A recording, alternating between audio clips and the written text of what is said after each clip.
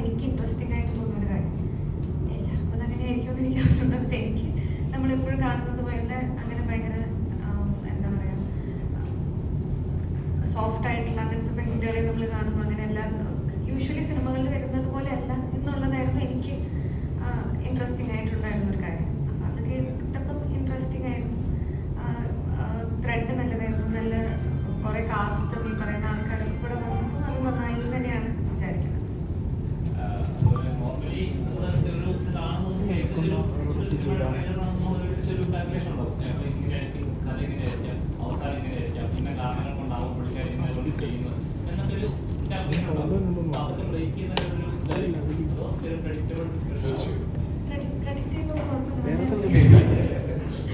ഇല്ല, അങ്ങനെയല്ല.